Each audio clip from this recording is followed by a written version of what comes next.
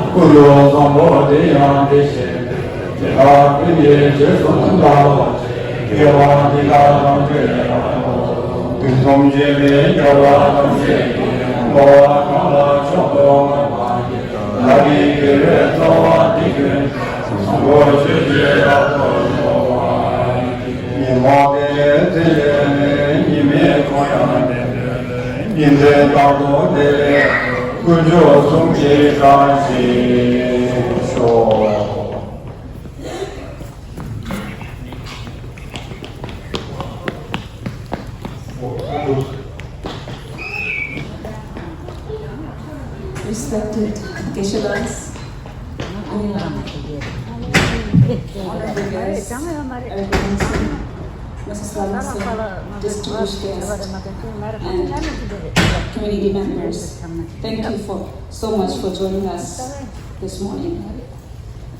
Today, as we commemorate Lord Buddha's return to earth, repaying his mother's kindness, we gather with deepest gratitude to dedicate this stupa of compassion. This sacred monument honors two extraordinary individuals, His Holiness the Dalai Lama, whose teaching guided us throughout our life, and Amadoti Lamson, whose generosity inspired our community center. By the blessing of the enlightened ones, we consecrate this stupa of compassion to His Holiness the Dalai Lama and Reverend Dorothy Lamson. Their selfless contribution of created a sanctuary for our community.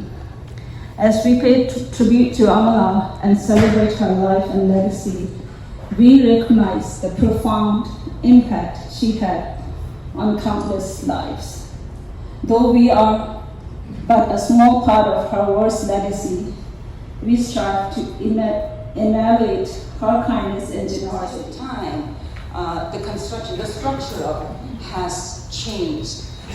The one with Potala is in Tibet, of course. That's kind of a shape of stupa that you find in Tibet. And then the left one is the Lhabab temple in Nepal. So that's the significance of the stupa, to keep holy relics of the enlightened beings or great masters, and then we pay homage and respect to the great souls. The structural significance, it is, if you look at the structure itself, I'm forgetting my thing here, my Siri is helping me with the other one. Anyway, so let's go this way. The base, we'll go from the base.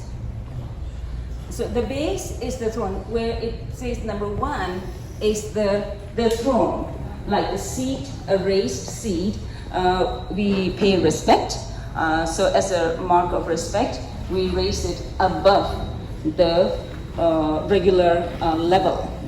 And then after the throne, we have the 4 steps.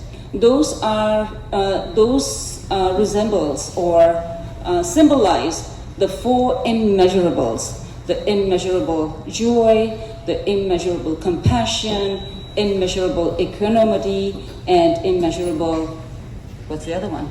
Happiness, right? So these are the basic ones that you need to promote peace, to educate peace, to generate peace into yourself and to spread others. So those are the basic ones. And then comes the above the base, or the bumba, we call it in Tibetan. Those are the 7 elements for the enlightened beings. Right view, right thought, right meditation, right mindfulness, right concentration, all of the important things that we need. And in front is the kau, we call it in Tibetan kau, which usually we put a statue of Lord Buddha in there. And it is the spot where you have the heart of Lord Buddha. So that symbolizes the torso. The vase symbolizes the torso of Buddha, and the window we have is the compassionate heart of Lord Buddha. And then we have the harmika, the 8-fold path, and then above that the 13 bhumis. And these tells us the progressive way to attain enlightenment, to how to get to be, or how to become the awakened one, to be the enlightened one. And then we have the parasol, symbolizing compassion, immeasurable compassion to all sentient beings. And then we have the moon and the sun. Moon and the sun, usually, of course, we know they give us light, especially the moon. Very serene, very peaceful. In darkness, when you do not see anything out in the dark, the moon shines upon you, and there comes. We are able to see. So to free us from the darkness, to free us from the sufferings. So that's symbolizing the moon, and then the sun is the prajna, the wisdom of Lord Buddha, the enlightened one. And then what we have? The jewel is the enlightenment. That's the total structure of the stupa. So at least when you see the stupa, at least you have some idea of what you are looking at. And the next. So we have here,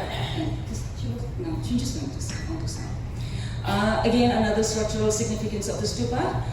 When you visualize, when you look at the stupa itself, you can visualize the Lord Buddha in there, sitting in that serene, calm, peaceful nature, promoting peace, compassion to the world. So that's, if you can see this picture, even for me, usually we just emulate a stupa, and we wish, we hope, and we know that there is some holy relics in there, and we pay homage. But if you are able to visualize Lord Buddha right in front of you when you visit the stupa, I think it will be a meaningful visit and a meaningful impact right in front of you. Okay, and the next. So there are different kinds of stupas that you see. There are eight main different kinds of stupas. All these resembles, or all these symbolizes the main.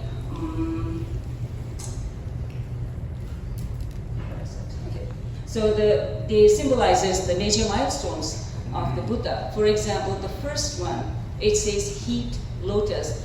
Kabung chuden shubuyasare, begung chuden shubuyasare. That symbolizes the birth of Prince Siddhartha. It was first built by King Shudodana, the father of Prince Siddhartha, and his disciples. And then the middle one is the Enlightenment Stupa. The one that we have here is the Enlightenment Stupa. It is also called Chonju Chuden in Tibetan. So that symbolizes the enlightenment, the awakening of Prince Siddhartha and becoming the Buddha.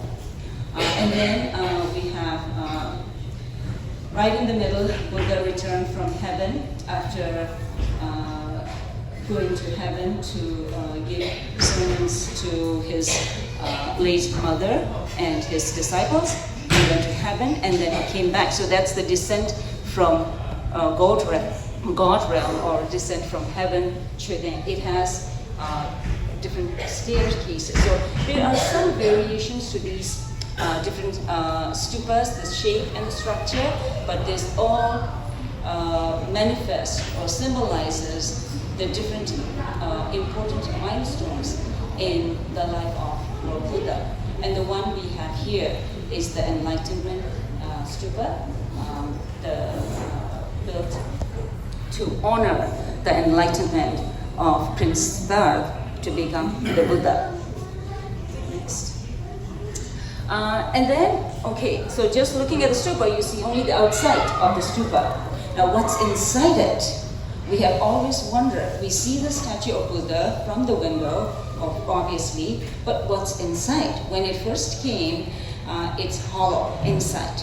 So what are the things? And usually, when it first originated in India, they put the relics, the holy relics of Lord Buddha to build, or like I said before, the holy relics of enlightened beings or great masters.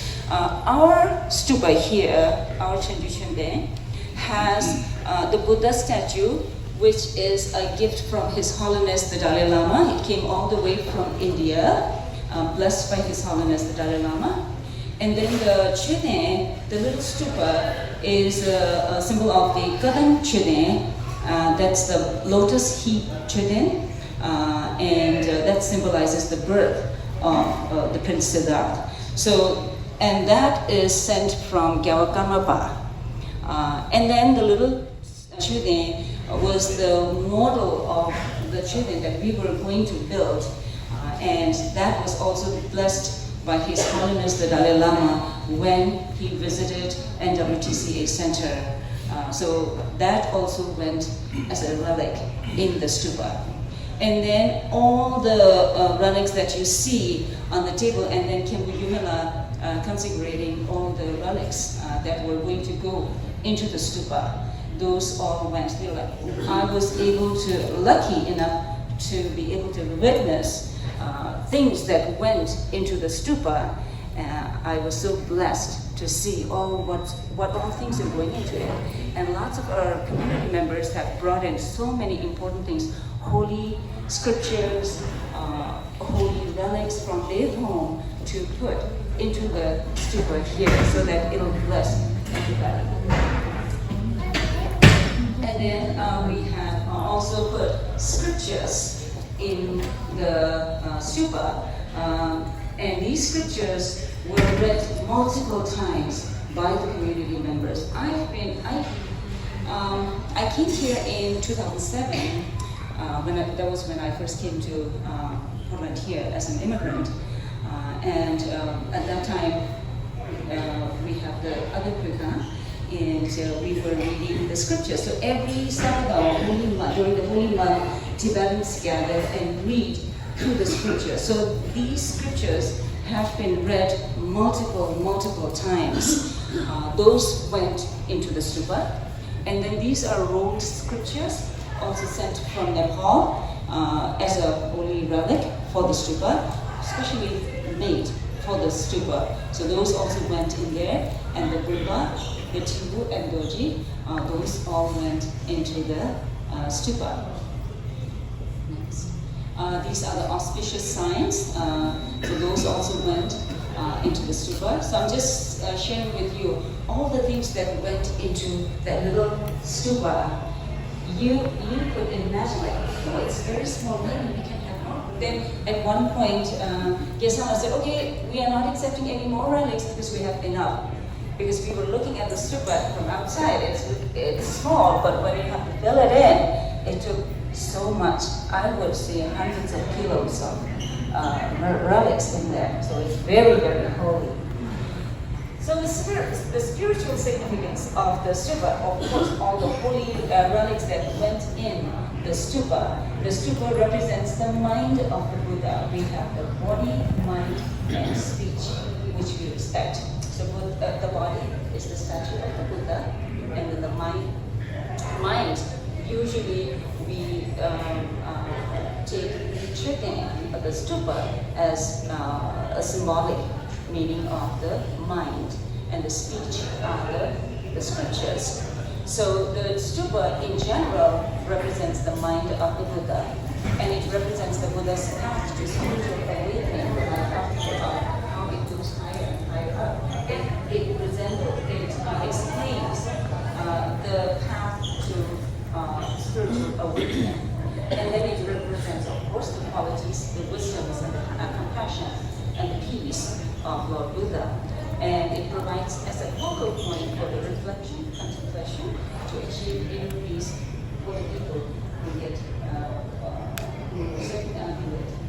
the stupa, and who's, when you look at the stupa, you feel a certain kind of energy in you. So that's the spiritual significance of the stupa for us. And then the significance of the stupa for the community members, that's us. So NWTCA Center, we call it Dhuchen, is the focal point of the Tibetans in the Northwest. Educating our kids with our language and our rich culture. It is a great center for learning, this center. And then celebration of cultural events, and it is a great center for festivities. We hold marriages, holy days, and then lots of parties, lots of events take place here. And then, of course, the religious ceremonies and the rituals that we perform here at the center. It is a great center for developing inner peace, to develop the joyfulness and the compassionate heart. The significance of the community, the significance of the stupa to the community members. With the consecration of the stupa now, NWTCA Center fulfills the total embodiment of Buddha's body. We have the Buddha statue in our Dhuchen, and then we have Buddha's mind. We have the stupa, and then Buddha's speech. We have the scriptures, in our Dhuchen. So this becomes a whole piece representing the Buddha's body, mind, and speech. And it is very, very precious, very, very holy for all the community members for here. And then the significance of the stupa to our neighbors and the world at large. The east-facing stupa is symbolic of the Buddha's awakening mind, like the rising sun in the east. It is believed to radiate blessings and generate positive energy to the surrounding areas, bringing peace and harmony to the people living in the area and the world at large. Next. And then the stupa facing east, we have our own emotional feelings to that too. Symbolizes facing Tibet, where our heart always longs for. So, Tashidele, welcome all. Welcome to Eric Lemelson, Mrs. Lemelson, all the guests.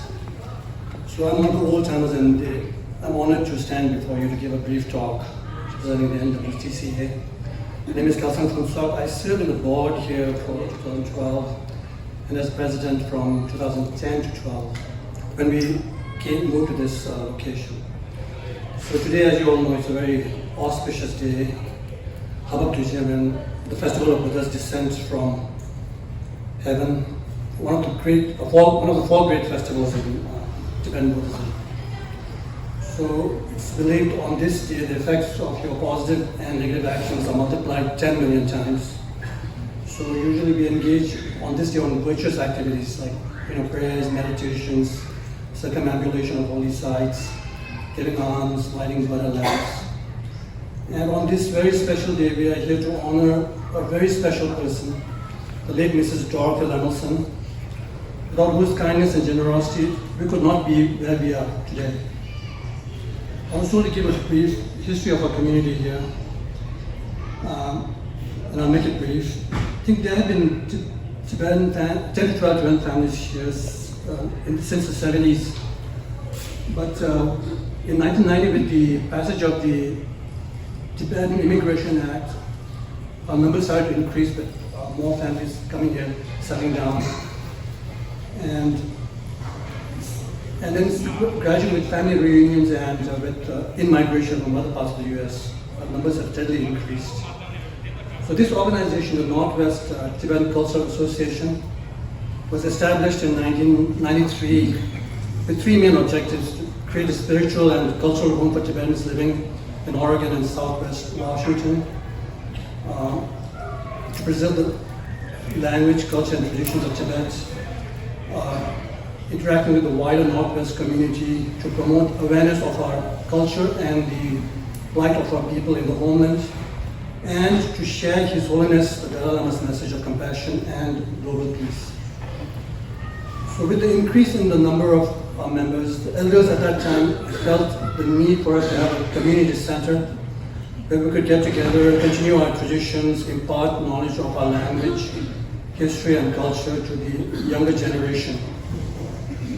And we have invited His Holiness to visit this area, and at the time of his visit, he was able to visit here in 2001. At that time, all the funds generated from His Holiness's visit was donated back to us to help us with our mission to build a community center. At that time, in the preparations for his visit, we were very fortunate to come into contact with Mrs. Lemelson, who greatly admired His Holiness's message of compassion and kindness. She was a great soul, great philanthropist. She had founded the Lemelson Foundation with the late Jerome Lemelson in 1992, with a vision to cultivating future generations of inventors to create a better world. The Lemelson Foundation continues today under the leadership of Eric Lemelson and has provided, I think, more than over $300 million to date to support its mission. In addition to her leadership of the Lemelson Foundation in 1997, she also founded and was president of the Dorothy Lemelson Foundation, which focused on support for teachers and at-risk youth in public education in Oregon and Nevada. And there is a public school for at-risk students in Nevada and a residential facility for girls in transitioning from homelessness in Portland, named after her. Mrs. Lemelson, when we met her, she wanted to know how she could help our community. And when she found out that about our goals of building a community center, she was very generous. She donated a large parcel of land of 10 acres and asked us to make sure you get the land use permits right, and then she incentivized us that she will donate, after we got that done, she donated $1 million more to the Lemelson Foundation. This donation was a life-changing, transformative donation to our community, and it made our dreams of having a community center a reality. Although we were not able to build on the land gifted to us, with permission from Mrs. Lemelson, we were able to sell the land. We used the proceeds from that sale and the funds that she had already donated to us, and some fundraising among our community members to purchase this property. And this is where we are gathered today, having this wonderful event. And we have this great space for spiritual activities, prayers on Sundays and other auspicious days, for weddings, festivals, conferences, and other social events. And since then, our community has grown from strength to strength.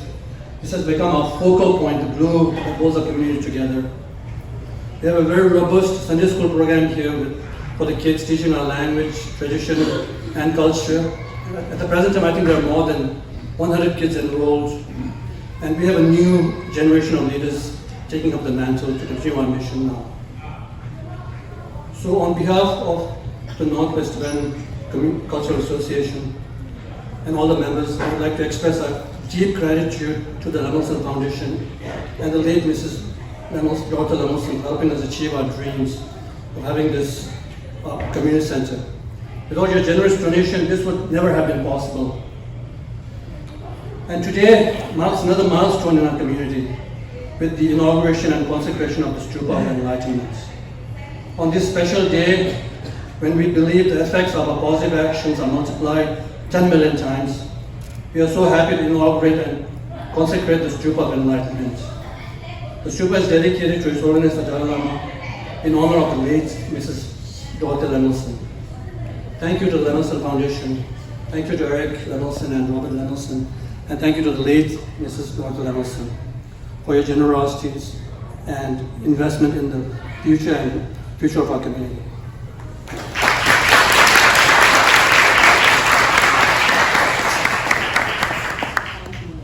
Please now help me in welcoming Eric Lemelson to do this.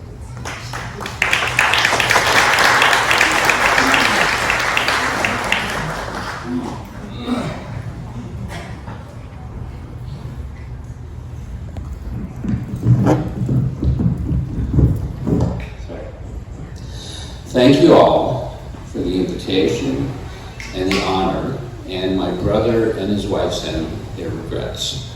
They were put off by the bomb cyclone. And it's so balmy out there that we can understand, right? I have to admit, before I begin my kind of more formal remarks, when I first saw Dolly, which is how we refer to my mom, on the wall with His Holiness, the Dalai Lama, I thought, does my mom really belong up there with the Dalai Lama? Anyway, that's all I'll say about that.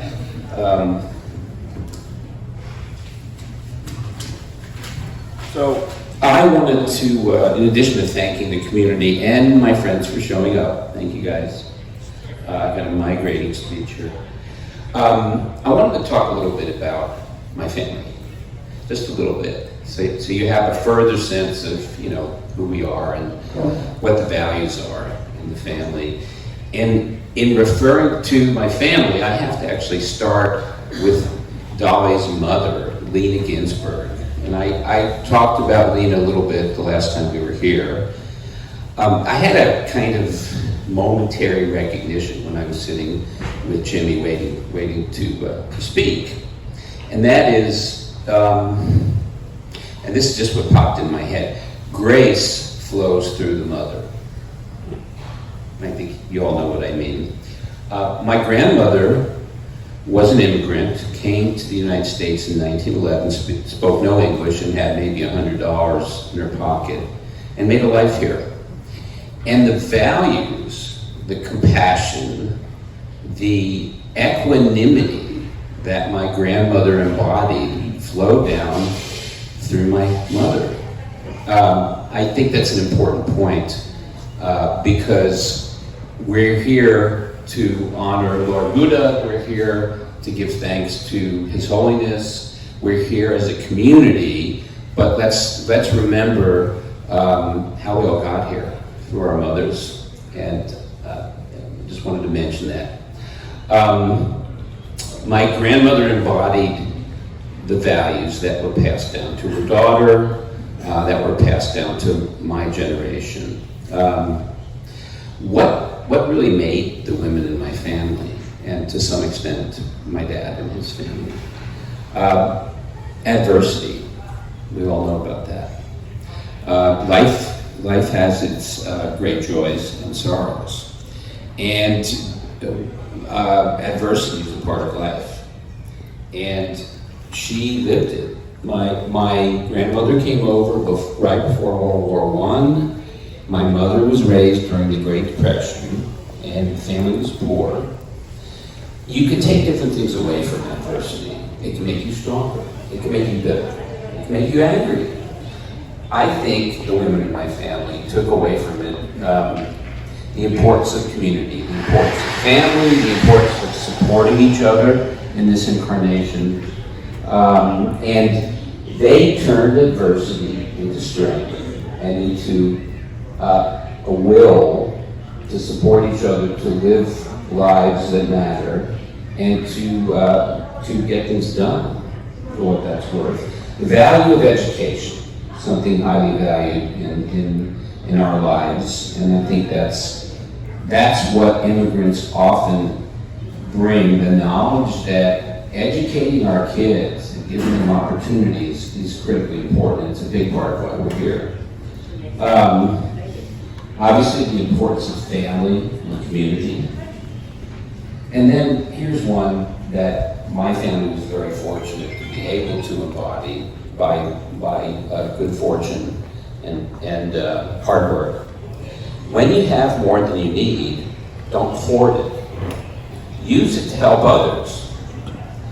And that's what was passed down to my brother and me and our kids. Treat other people with respect and compassion. That one is pretty clear. And again, especially work to help young people realize their potential, because that's the future. I wanted to transition from talking about my grandma to obviously talking about my mom, and start with just a wee moment when the family made the gift in 2001, 2002. We came to the community and enjoyed your company. It was a remarkable experience for us, and a remarkable experience for me, because I've been interested in Himalayan culture and in Buddhism since I was a teenager. So we took away more than we gave, if that makes sense. But then a few years later, in 2005, I got a phone call from His Holiness's top aide saying, would your family like to meet His Holiness in Southern California? One of my kids said, right? I said, yeah, that would be great. So we all flew down there, and it was the top floor. It sounds like an espresso machine back there.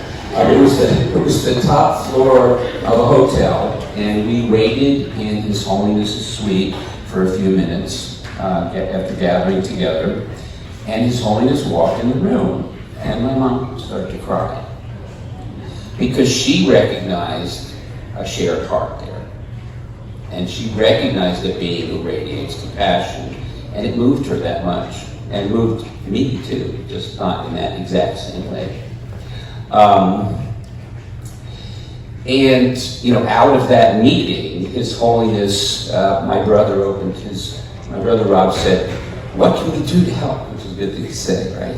And His Holiness, of course, had an idea that we tried to work with in the TAR, Tibet Autonomous Region. Won't go into details, but it was helping the yak herding community to maintain their lifestyles and their life ways without getting herded into the towns that the Han Chinese built in the TAR, and able to make money from yak products rather than being forced into a lifestyle that really was not part of their culture.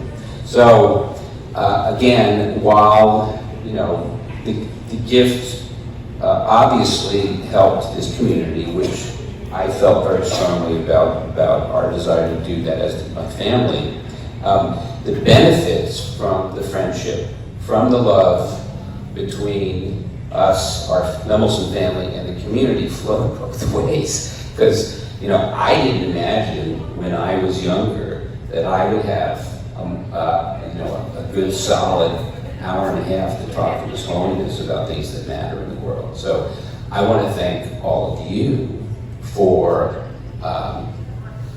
being part of a process that's really about, if I can summarize, the values that my family were taught, leading back to my grandmother and generations before her. And it really it's about love and compassion. And so I'd like to say thank you again, thank you very much. And we look forward to being here. The family looks forward to being here for a long time, and our kids do too. So thank you.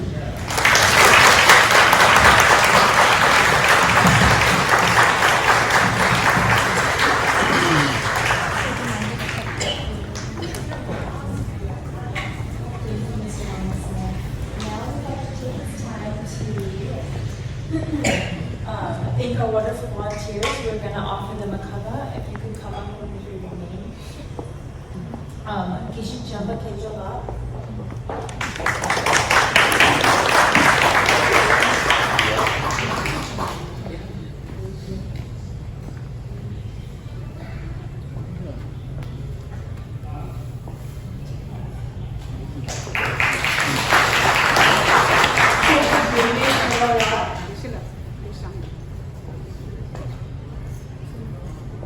Ken Mawan Dojila. Ajadin Namla.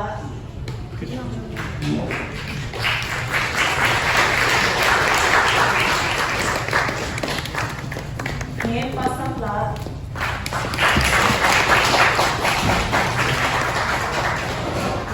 Ken Yankila, who will take the last step. Rodela.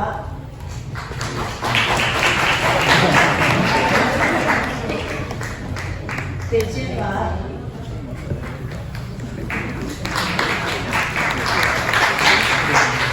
Dawa Dejila.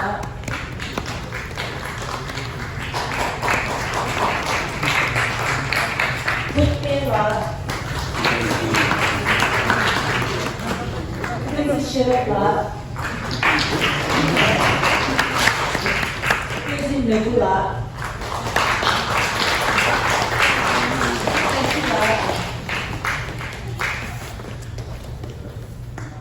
And then everyone who helped in the kitchen, we share a lot, Dojipalde and Kubala, who took responsibility of the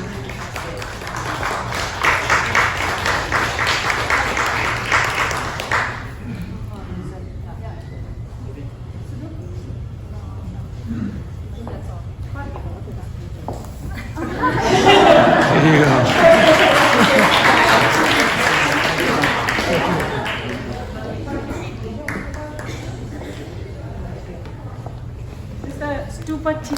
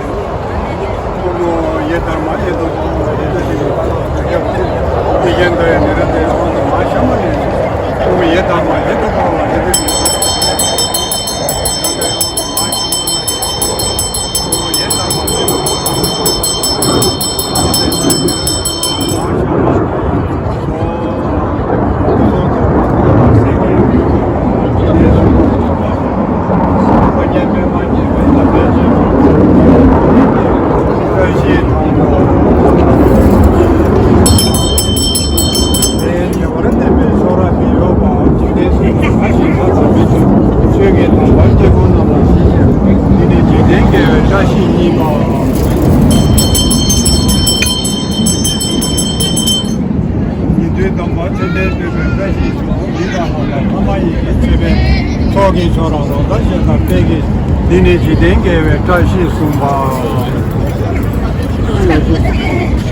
다시 숨바 무리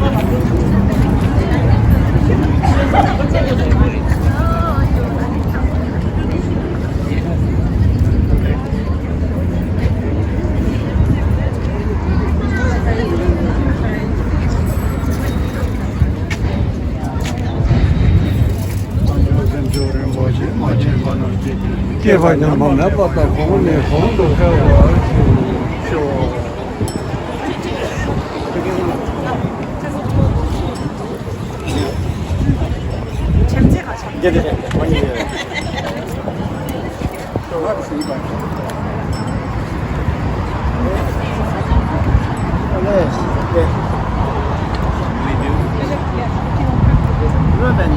Oh, was it light the candle first or cut the ribbon? I think we do the ribbon first, Okay. and then do the candle.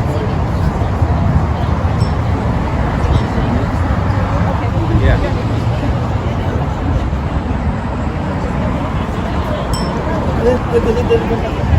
나 이거도 차 담아. 차 나눠서. 1,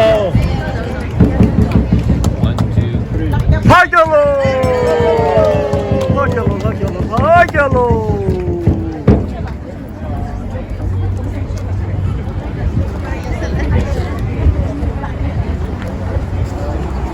You want?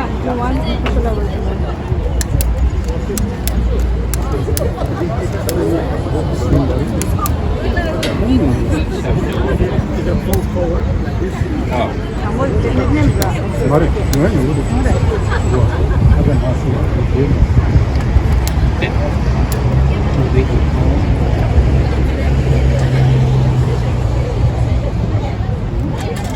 내다 내서 나가 이리 두고 지금 처방해 줘야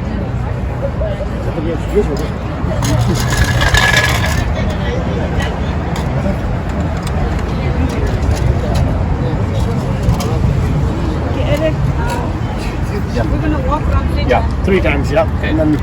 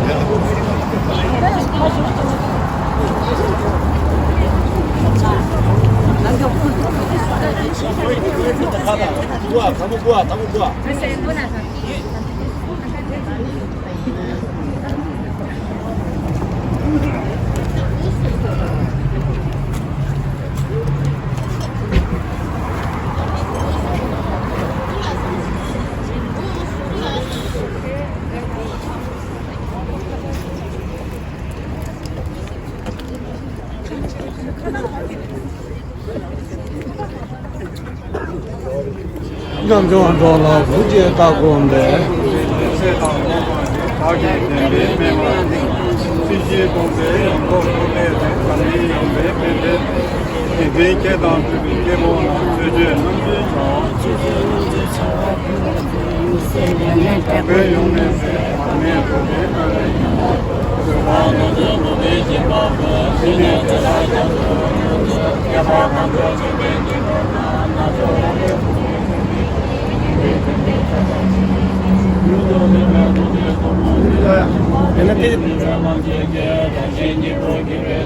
나도 샵을 좀 볼까? 아, 진짜 좀.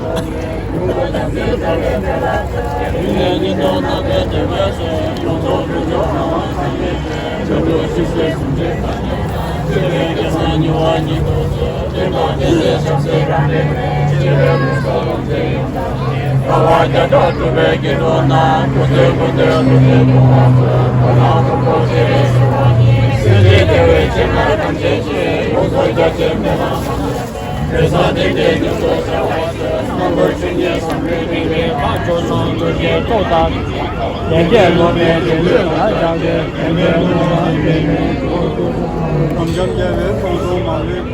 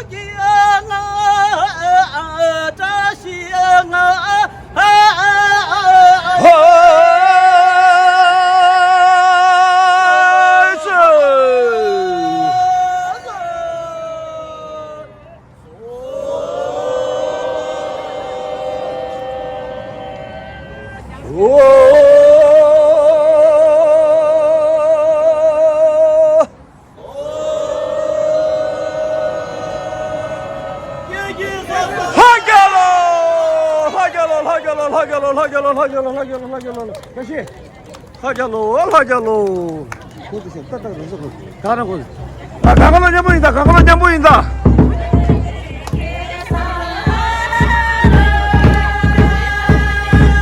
강가 있다. 강가.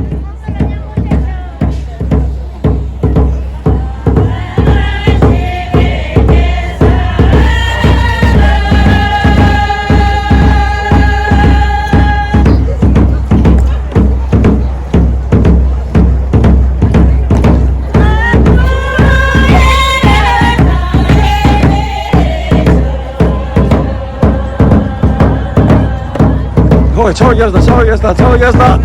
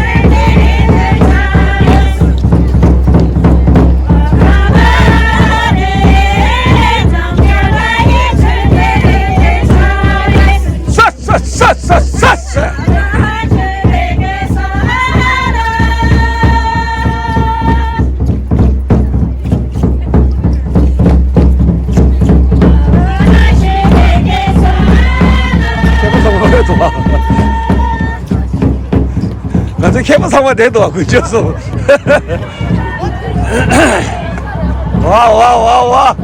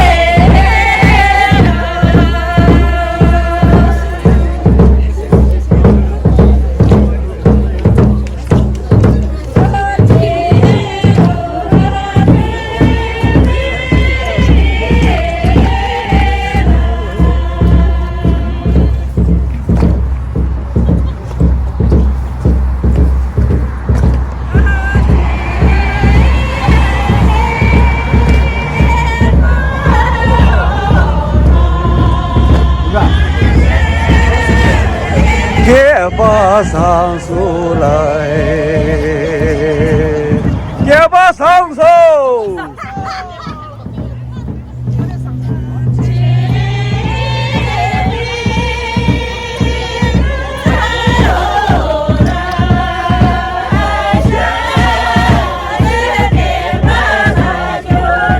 개바상조래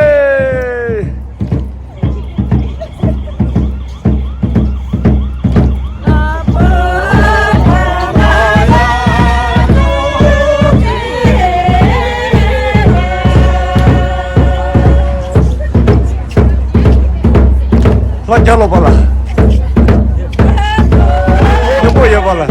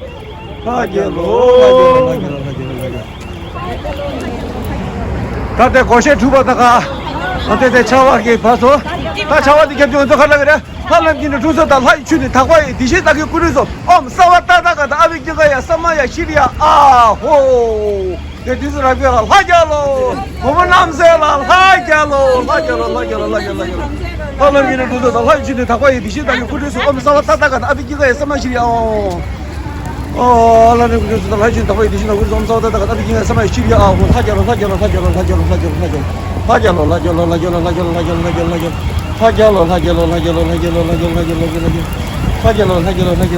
오케이 다 계란 라스 게 하jal로 지나 내가 죽는다 하jal로 야 남게 라스 제 계란 하jal로는 그지 하jal로 얼마나 긴데 중세다 라이진이 다고 디신 다음에 그래서 싸웠다다가 아비기가 삼아시리 됐다 예 제가 죽어도 다 돼. 걸었어.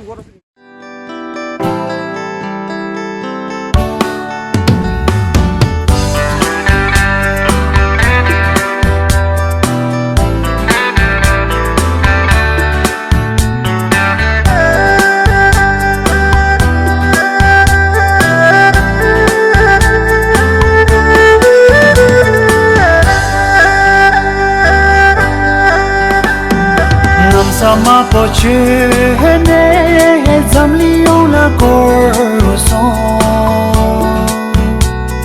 唱你的莫家你，咱们是的追索。nam sama po chene zamli ona korso chani te mojani zamli shide triso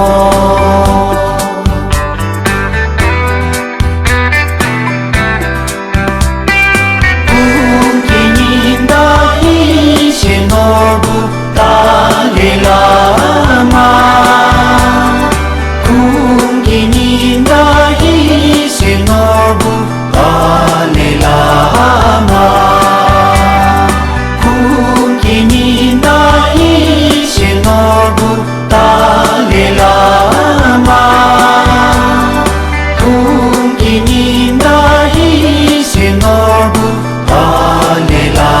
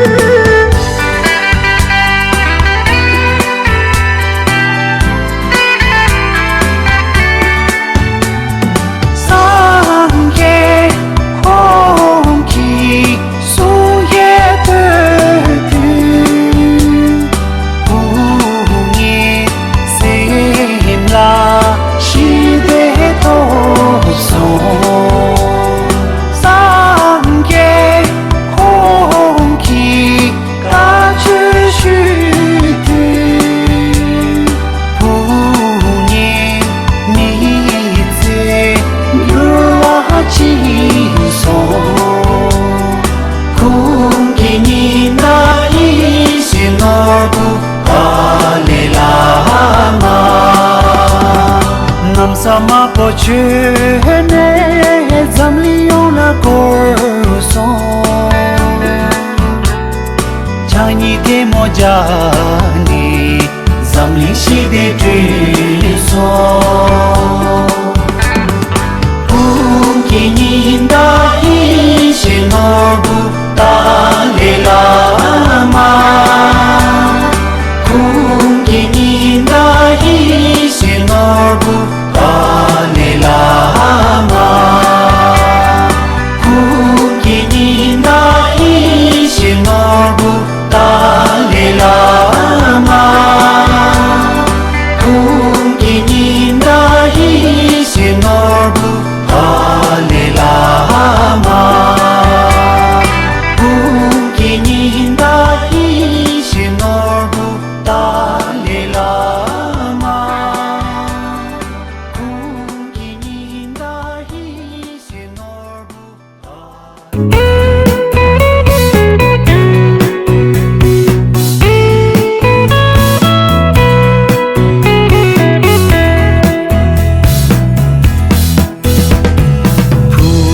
Kaye Si Pekariye Se Munam Lahatu Sahawate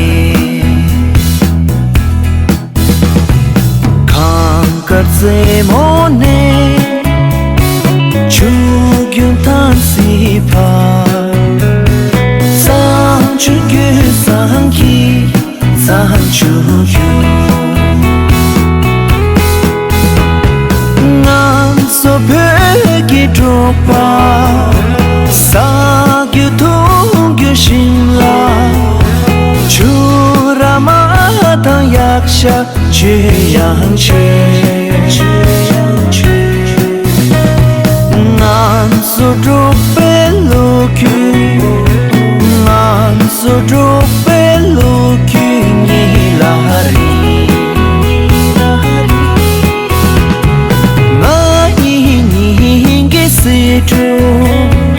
Como hinjo lamo Iwon keki shere Bema kapu meito Kusuk dendem kyupa Chukten shunu lanzo Jinsu tisu tupe Le show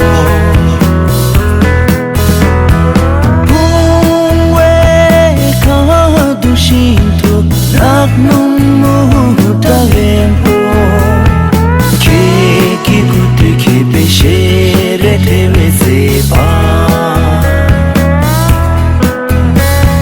Keki kutu kepe shere tewe zeba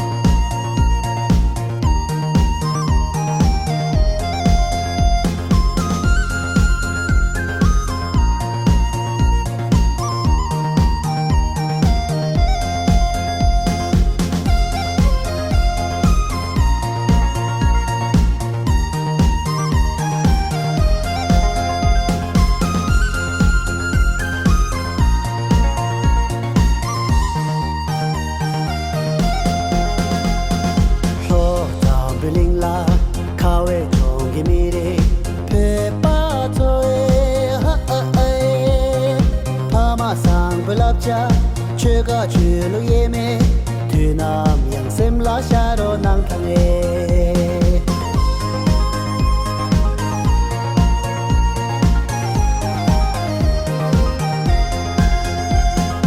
Rangi shugi thola mik pe sang ba den tha pe pa toe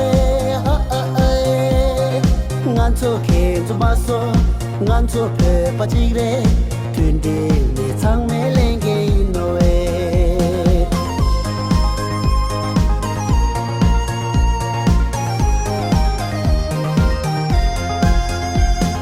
tun de gi ngai bi ngai la so in no e tun de gi ngan cho ni ma chi gi pu to in no e sem sang me to ne ngan cho chi gi chi la tun de ngan gyap yo na ro nang thang e